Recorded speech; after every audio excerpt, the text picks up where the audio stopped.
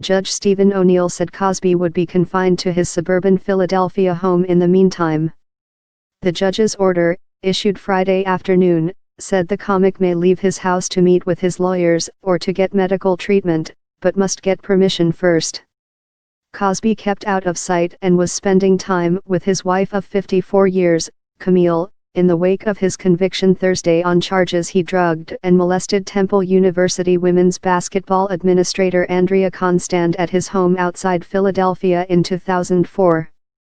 Constand, meanwhile, took to Twitter to thank prosecutors in her first comment on the verdict. "Truth prevails," she wrote.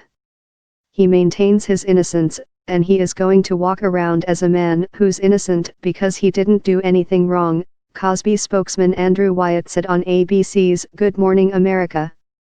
The conviction triggered more fallout for Cosby, whose career and reputation were already wrecked by a barrage of accusations from more than 60 women who said he drugged and molested them over a span of 50 years. Temple University, the Philadelphia school that counted Cosby as its most famous alum, revoked his honorary degree. Cosby maintained close ties with Temple, serving as its public face and often turning out to support its basketball teams, an interest that connected him with Constand.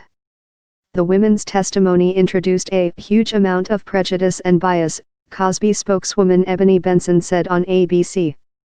Lawyers not connected with the case said the defense has a strong argument. "I think that his lawyers have a very real chance at overturning the verdict," said Christopher Adams, a defense attorney whose clients have included former NBA star Jason Williams. He said the judge's decision to allow the prior bad acts testimony could have tainted the jury. "It's one thing if they looked at 1 or 2, but 5?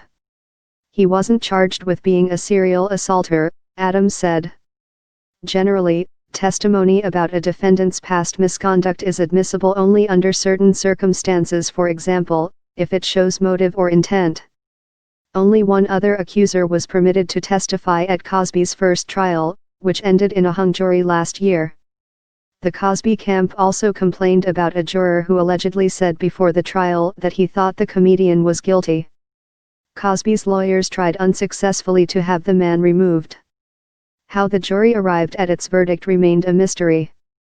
The judge did not immediately make public the names of the 7 men and 5 women, prompting the Associated Press and other news organizations to go to court Friday in a bid to get them released.